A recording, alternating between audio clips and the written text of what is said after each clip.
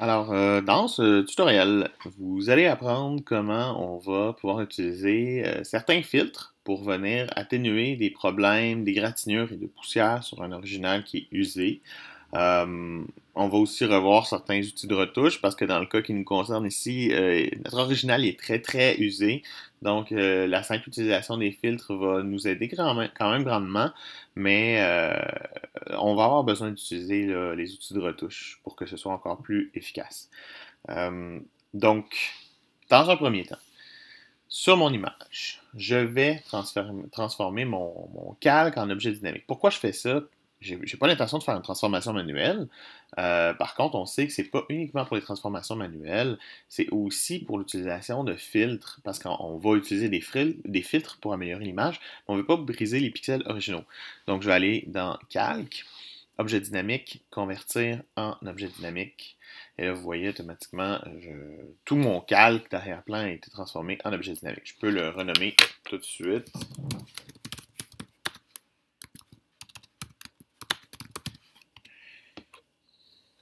Voilà. Une autre chose que je vais faire, j'ai l'intention d'utiliser un recadrage pour ma démonstration.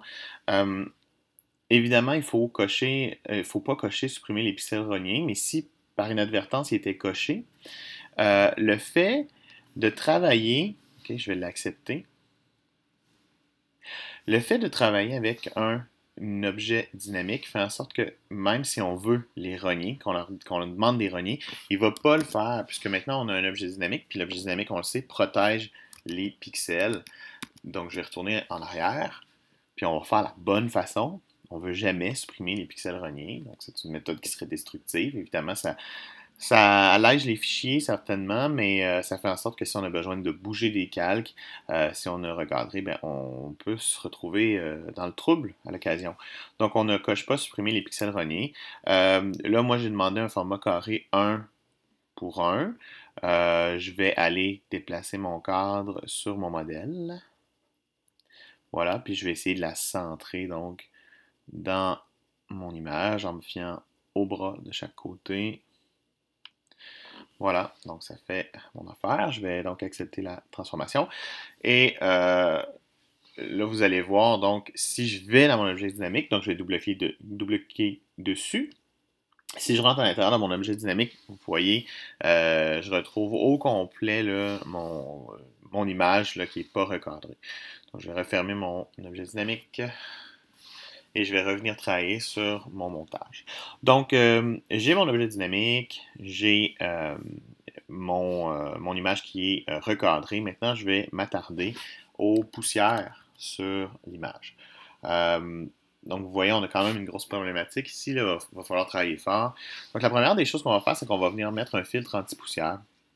Donc, on va aller dans Filtre, Bruit, Anti-poussière.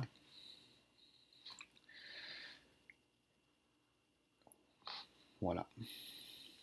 Je vais venir placer mon aperçu ici, mais en même temps, je le vois de toute façon de l'autre côté puisque j'ai coché sur l'aperçu pour le faire. Donc, par défaut, probablement que vous avez quelque chose qui ressemble à ça là, par défaut. Ça doit être assez bas, peut-être du 3.6. Je ne suis pas trop certain c'est quoi les valeurs par défaut. Cela dit, il va falloir l'ajuster. Comme on peut voir, comme on a des gros problèmes, on va devoir monter ces chiffres-là, c'est inévitable. C'est certain qu'on a quand même une très grande image. Là. La définition, il y a beaucoup de pixels dans cette image-là. Donc, on n'aura pas besoin non plus de monter excessivement. Cela dit, étant donné qu'on a des gros problèmes, il va falloir monter beaucoup. Donc, déjà, augmenter le rayon. Mais vous voyez, ça fonctionne. Le problème, c'est que ça rend l'image floue aux côtés. Donc, je veux augmenter le rayon, mais je veux aussi augmenter le seuil. Qu'est-ce que ça fait le seuil? C'est que ça, regardez donc, en montant le seuil jusqu'à 15, je vais zoomer un peu plus là. Voyez, on voit retrouver certains détails là, ici qu'on n'avait pas avant. Le seuil et le rayon. Donc le rayon, c'est la largeur de l'action. C'est-à-dire que là, on a des zones qui sont assez problématiques, qui sont assez larges. Je vais aller voir dans les cheveux aussi, là, il y a des, vous voyez ici, là, c'est assez intense. Donc, on a besoin d'une largeur de rayon pour l'action qui va être assez large pour réussir à aller englober ces zones-là. 4, ça fonctionne pour certains endroits, mais moins pour d'autres. Puis le seuil fait en sorte que ça va, plus on va l'augmenter, plus ça va atténuer des zones pour pas que ce soit appliqué là, partout où est-ce qu'on pourrait avoir des détails dans les zones en aplat, par exemple. Donc, je vais faire attention à ça. Je vais monter le rayon, mais je vais monter le seuil aussi. Donc là, on va monter peut-être encore un peu le rayon. Je vais redézoomer pour qu'on voit un petit peu mieux ce qu'on fait. Je vais augmenter encore un tout petit peu le rayon. Puis je vais augmenter également encore un peu le seuil pour venir aller rechercher à nouveau du détail. Vous voyez, donc là, ici, c'est pas parfait, mais honnêtement, c'est pas mal ce qu'on va être capable d'aller chercher de mieux sans trop détruire notre image. Donc, disons que là, c'est quand même assez bien, mais bon, ça sera pas parfait et c'est pour ça qu'on aura besoin de faire de la retouche. Mais quand même, déjà, ça va nous sauver un peu la vie, donc je vais faire OK. Là, vous voyez ici, donc, ça s'est mis à jour sur mon calque. Vous voyez, comme je disais, c'est pas parfait, mais déjà, au moins, ça nous aide un tout petit peu. Euh, Vous voyez ici que ça apparaît en dessous de mon calque dans filtre dynamique. Un peu comme si c'était un style de calque, comme si j'avais une ombre portée, puis ça apparaissait en dessous. Donc c'est pratique parce que je peux le masquer, puis je peux le faire afficher, puis je peux en tout temps double-cliquer dessus pour aller le mettre à jour au besoin. Donc c'est ça aussi, c'est le fait de pas avoir une méthode destructive, de pas être obligé là, de refaire à chaque fois si j'ai besoin de faire une modification, parce que dans le fond, ça se trouve toujours à être dans mes calques. Maintenant, avant d'aller plus loin, parce que là, c'est sûr qu'on a aussi une trame qu'on va peut-être vouloir un petit peu atténuer. Ce sont des choses que je vais faire un peu plus tard à la fin. Pour l'instant, je vais aller vous montrer donc comment on va faire la retouche dans cet objet dynamique. Donc, évidemment, on va entrer à l'intérieur de notre objet dynamique. Comme je le disais tantôt, on retrouve notre image au complet. Si je regarde en ce moment dans mon image, j'ai plusieurs problématiques. Il va falloir que je me fie à ça parce que j'ai pas besoin évidemment d'aller faire la retouche trop loin. Vous voyez, même le 50 cents, on est chanceux, on se sauve de ça et il apparaît pas, donc j'aurais pas besoin de l'enlever. Mais je vais me fier donc autour de mon modèle. Là, c'est là que je vais aller faire les corrections. Euh, donc, je travaille dans mon objet dynamique. Vous voyez ici calque 0.psb. C'est mon objet dynamique. Et je vais m'assurer par contre de travailler sur un nouveau calque au-dessus que je vais appeler retouche. Et c'est sur ce calque-là donc, que je vais travailler. Évidemment, pourquoi? Parce que je ne veux pas briser les pixels originaux de mon calque. Donc, c'est certain que c'est là-dessus qu'il faut que je travaille. Dans un premier temps, je vais travailler avec le correcteur localisé. Bien important de cocher, échantillonner tous les calques pour être en mesure d'aller chercher ce qui se passe en dessous, comme on l'a déjà vu précédemment. Je vais vous montrer certaines petites choses. OK, donc vous voyez dans un premier temps, le correcteur localisé peut être magique pour bien des situations. Vous voyez ici, là, j'ai une ligne qui traverse, c'est une égratignure qui traverse plusieurs zones différentes. Alors, si j'utilise le correcteur localisé, en suivant cette ligne, ça travaille fort parce que, évidemment, c'est une image qui est lourde. Le fait d'avoir utilisé et d'avoir suivi la ligne, il va vraiment détecter les zones et venir corriger naturellement là, par lui-même autour de cette ligne-là. Donc, vous voyez, encore une fois, il l'a réussi. Il y a certaines zones qui vont être plus problématiques, vous allez voir. Donc, encore une fois, c'est assez bien. Évidemment, quand c'est pas parfait, on va venir faire des toutes petites corrections par la suite pour s'assurer que ça fonctionne mieux. Alors, celle-là, elle est pas facile. Celle qui traverse le visage, mais on va l'essayer quand même.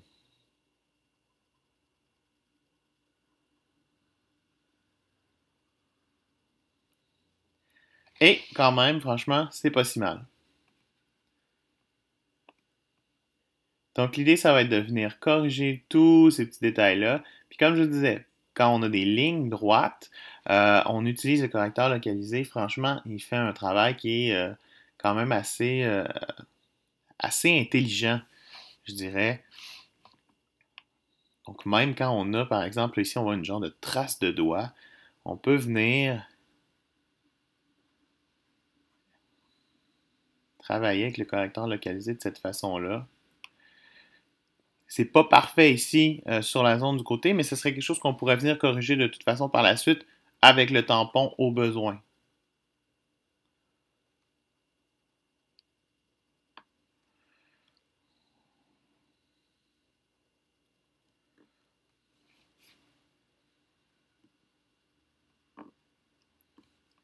Donc, le correcteur localisé, encore une fois, c'est notre ami. Franchement, il fait un travail assez impeccable. Donc, les zones les plus compliquées. Ici, on en a une qui n'est pas facile. On va l'essayer. Vous allez voir. En toute logique, ça ne sera pas parfait. Il va falloir retravailler au tampon. Vous voyez quand même, oui, ça a laissé quelques petites zones de flou, mais c'est pas si mal. Disons qu'il est assez intelligent pour réussir à le détecter. La pire, c'est possiblement celle-là ici, parce qu'on a une zone d'ombre. Donc, il va peut-être pas comprendre bien comme il faut que c'est de l'ombre qui est ici en dessous là, de la zone là. Donc là, il risque de mettre, vous allez voir là, de la couleur du manteau. Vous voyez exactement.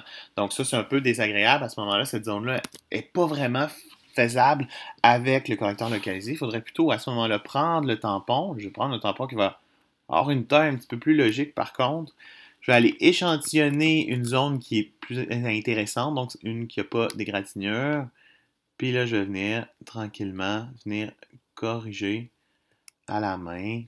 Puis là, on rééchantillonne à nouveau. Quand je dis rééchantillonner, c'est-à-dire on va faire le ALT clic à nouveau. Vous savez comment on utilise le tampon. ALT, on clique, puis on va un petit peu plus loin, puis on applique. Donc, l'idéal, c'est de le faire plusieurs fois là, pour pas trop comme recopier des zones qu'on veut pas. Vous voyez, de cette façon-là, tranquillement, on finit par réussir à venir corriger la zone. Je ne la ferai pas au complet, ça va être un tout petit peu trop long. Donc là, on a un travail minutieux. On a un travail qui demande beaucoup de temps. Vous voyez encore ici, on a encore une trace de doigt. Donc ici, c'est la même chose. Hein? Dans la zone de la voiture, on pourrait, par exemple, venir prendre le correcteur localisé et encore une fois, là, venir suivre les égratignures pour les faire disparaître.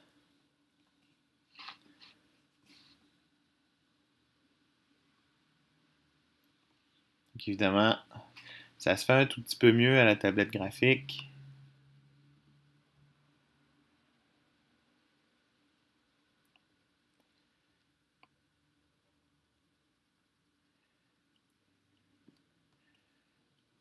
Donc vous comprenez un tout petit peu le principe. Dans le cas du correcteur localisé, ça fonctionne bien sur les égratignures. Donc, l'idée, ça va être de venir corriger le modèle, de corriger tout ce qui se trouve sur le pneu, le devant de la voiture, et même aussi ne pas faire ne pas oublier là, de bien faire attention, de regarder les autres égratignures qu'on a ici dans l'arrière-plan. Encore une autre ici, on en a quand même une qui est assez imposante là, on va la faire disparaître de la même façon. J'aime bien le correcteur localisé, même pour des zones qui sont larges là. Certains préféreraient utiliser l'outil pièce. L'outil pièce, moi, c'est pas mon ami. Je trouve que parfois il réagit un peu drôlement. Le correcteur localisé, je le trouve assez idéal pour certaines situations comme ça, là. Même si on a des zones qui sont très larges, moi d'habitude, j'utilise comme un pinceau et je peins une grande zone à ce moment-là si j'ai besoin et il va me sauver la vie. Donc, la plupart du temps, j'utilise surtout le correcteur localisé et le tampon. On sait que le tampon est vraiment très, très, très pratique dans des cas où est-ce que Photoshop peut vraiment pas bien comprendre ce qu'on veut faire et puis ça évite aussi d'avoir des répétitions de texture un peu étranges. Donc, je ne le ferai pas au complet. Je vais faire un petit commande S ici. Par contre, je vais aller ouvrir évidemment un PSD dans lequel c'était fait au complet. Alors, je vais faire commande O. On va aller rechercher le PSD ici. Donc, vous voyez ici, j'ai mon PSD avec ma retouche qui a été effectuée. J'ai travaillé fort sur cette retouche. Ben, déjà, quand même, c'était pas si mal là où est-ce qu'on s'en venait, mais vous voyez, donc, j'ai vraiment je vais y aller, donc, à l'intérieur. J'avais travaillé cette retouche, par contre, j'avais travaillé en dupliquant le calque. Comme j'avais dit, c'est possible de le faire. On peut ou bien dupliquer le calque au complet, ou bien se faire un nouveau calque et demander d'échantillonner tous les calques. Là, dans ce cas-ci, j'avais dupliqué le calque pour faire cette retouche. Ben, vous voyez donc la différence et c'est quand même assez important, là. Comme je disais, c'est un long travail de réussir à faire ça, mais avec les outils correcteurs localisés et de tampons, franchement, ça se fait quand même assez bien. Donc, je vais tourner dans mon PSD dans lequel j'ai fait ma retouche. Donc, vous voyez, là, on commence à avoir quelque chose qui a assez de l'allure, surtout grâce à ma retouche, mais quand même aussi grâce à mon anti-poussière de départ, qui a franchement grandement aidé à ce que ce soit intéressant. Par contre, si je zoome bien, vous voyez, je vois quand même une petite trame. C'est pas désagréable, mais on peut essayer de l'éviter et de la faire un tout petit peu disparaître. Donc, on va aller faire on va aller mettre un autre filtre sur notre calque. Donc, je vais aller dans filtre, bruit, réduction de bruit cette fois-ci. Donc, encore une fois, je me souviens pas trop des paramètres par défaut, mais ça risque de ressembler à ça. La première chose qu'on va faire, c'est que je vais demander de supprimer l'artefact JPEG. Ce qui fait en sorte que l'artefact JPEG, c'est quand on a un JPEG, on a parfois de la compression avec un petit bruit de couleur autour des contours. Alors ça, on essaie d'éviter ça. Maintenant, l'intensité de ma réduction de bruit, moi je vais la mettre au maximum. On va voir ce que ça va donner. J'aime bien aller au maximum pour la réduction de bruit. Ça aide à rapidement voir ce qu'on veut faire. Je vais réduire, conserver les détails au minimum. Encore une fois, j'aime bien aller dans le maximum. Conserver les détails, ça fait en sorte que ça conserve ou non les détails originaux. Si on veut réduire le bruit, ben c'est sûr que si on le met au maximum, conserver les détails, ça va être difficile de réduire le bruit. Réduire le bruit de la couleur, donc comme je disais, ça c'est le même principe un peu que l'artefact JPEG. Il y a comme une espèce de bruit chromatique autour de certaines couleurs. Ça vibre un peu dans les pixels quand on zoome de proche. Donc ça aussi, on va le mettre au maximum. Puis accentuer les détails, c'est un peu comme conserver les détails. Ça, c'est conserver les détails originaux. Mais accentuer les détails, c'est prendre les détails originaux et les accentuer en plus. Donc moi, je veux pas, je vais le mettre au minimum. Donc là, c'est sûr que vous voyez, ça me donne quelque chose qui est très flou par rapport à ce que j'avais avant. Mais c'est surtout flou parce pas parce qu'on élimine des contours visibles. Vous voyez ici, j'avais pas plus de détails autour de la bouche, j'avais pas plus de détails dans les yeux. Même à l'origine, mes yeux, je les voyais pas. Donc là, ça a l'air flou parce que c'est la texture, en fait, de trame qui est en train de disparaître de mon visage. Donc c'est ce qui fait que ça a l'air flou. Donc c'est peut-être un peu trop intense, on va réduire. Je vais donc ramener ça à des valeurs un petit peu plus normales. Donc avant, après, je pense que je ne vais pas accentuer les détails. C'est quelque chose que j'utilise très rarement, accentuer les détails, je vous dirais, là. Donc vous voyez ici, là, quand je fais l'aperçu, on le voit derrière, ce qui se passe avant, après. C'est surtout là où est-ce qu'on le voit beaucoup apparaître, là, notre filtre. Regardez le bruit de couleur, le bruit chromatique qu'on avait dans l'ajout ici, quand je fais aperçu, regardez comment ça vient atténuer, c'est beaucoup plus intéressant. Donc comme je disais au départ, c'est une image qu'on va pas pouvoir sauver parfaitement, là. Disons que c'est une vieille image, elle avait déjà pas beaucoup de qualité là, en partant, donc on va faire ce qu'on peut avec ça. Donc je vais faire OK. Donc déjà je viens de m'aider un peu, je fais tranquillement disparaître un tout petit peu la trame, puis je viens surtout aussi m'aider pour le bruit chromatique qui se trouve être là, dans les pixels de mon image. Je pourrais aussi, si je le désire, venir ajouter un filtre d'accentuation. Ça, le filtre d'accentuation, ça vient ajouter de la netteté dans l'image. Là, dans ce cas-ci, ce ne sera pas facile non plus, mais je vais l'essayer pareil. Donc, filtre, renforcement, accentuation. Donc, par défaut, 100% de gain, un rayon de 1 pixel et un seuil à 0. Donc, on peut jouer avec ces valeurs-là pour réussir à s'aider un tout petit peu. On se rappelle que le seuil, ça fait en sorte que sur les zones étendues, ça atténue. Donc là, dans ce cas-ci, peut-être qu'on peut augmenter le seuil. Vous voyez ici, là, ça fait en sorte que c'est moins intense l'application de mon accentuation. Je peux augmenter peut-être un peu disons, à 150%. Je pourrais augmenter mon rayon aussi pour que mon accentuation soit plus, comment dire, plus forte, là, plus large au niveau des contours. Donc, plus je vais monter le rayon. Vous voyez ici, là, ça fait quelque chose, là, évidemment, c'est beaucoup trop exagéré. Dans le cas qui nous concerne, je vais garder ça un peu plus bas, peut-être autour de 5 pixels.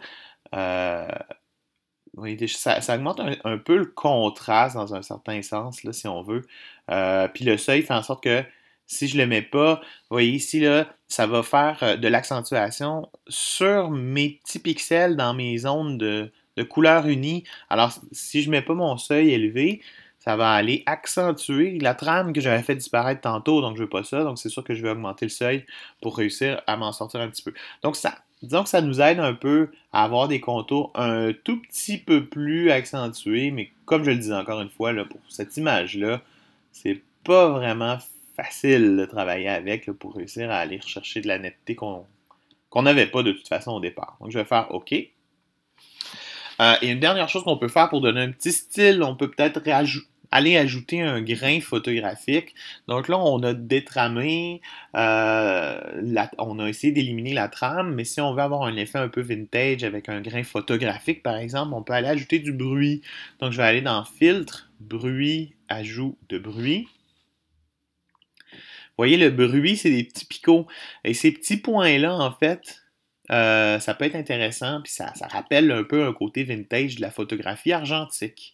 Donc, ce que je vais faire, c'est que je vais, dans un premier temps, par contre, le mettre en monochromatique, parce que vous voyez, quand je mets le bruit, quand il n'est pas monochromatique, ben, on le voit avec plein de couleurs, alors que si je demande monochromatique, mon bruit va être beaucoup plus harmonieux au niveau de la coloration. Là, c'est un peu intense, on le voit sur l'image, 12 c'est peut-être beaucoup trop, donc on va descendre ça à 5 par exemple. Déjà, vous voyez ici, là, ça rend ça assez intéressant, là, ça donne, comme je disais, un petit côté là, naturel, vintage, donc je vais faire OK.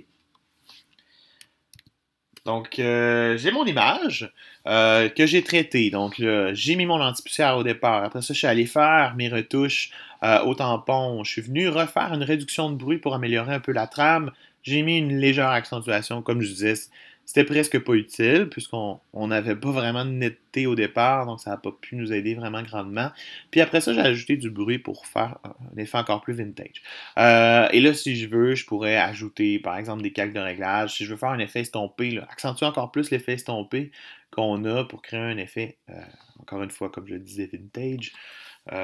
Donc, je vais l'appliquer sur mon calque, si je veux le faire. Donc, je vais augmenter un peu mes noirs, baisser un tout petit peu mes blancs. Je peux, à ce moment-là, vous voyez, donc, à la base, au départ, mon image, les noirs sont pas très intenses. Alors, ce que je peux faire, c'est, dans un premier temps, aller chercher mes noirs au complet et mes blancs au complet, donc rendre le contraste plus naturel. Puis, après ça, augmenter mes niveaux de sortie pour créer l'effet estompé. Ça fait qu'on perd des détails dans le noir, mais sans toutefois avoir une image qui est trop pâle. Parce que je veux pas que mon image soit fade nécessairement. Donc, vous voyez un peu ce que ça donne comme effet. Je pourrais aller encore plus intensément, tricher. Puis là, bien évidemment, j'ai de la perte, j'ai de la perte d'informations dans mes noirs à ce moment-là. Mais c'est l'effet escompté, là. On veut avoir un espèce de petit effet estompé, là, même qui est à perdre ces détails-là dans le noir. Mais on se rappelle qu'étant donné que c'est un calque de réglage, mais il n'est pas vraiment, il ne détruit pas les pixels originaux, donc ça c'est quand même quelque chose de bien. Et par-dessus tout ça, on pourrait aussi ajouter un calque teinte saturation. Et dans mon calque teinte saturation, je pourrais lui dire, ben, j'aimerais ça que tu baisses, que tu descendes un tout petit peu la saturation. On pourrait lui dire, j'aimerais que tu descendes la saturation uniquement des rouges, hein, par exemple, si on veut que ce soit un peu moins intense sur les rouges de sa robe, par exemple. Ça va rechercher encore une fois un petit côté vintage, sans toutefois perdre la saturation dans l'image au complet.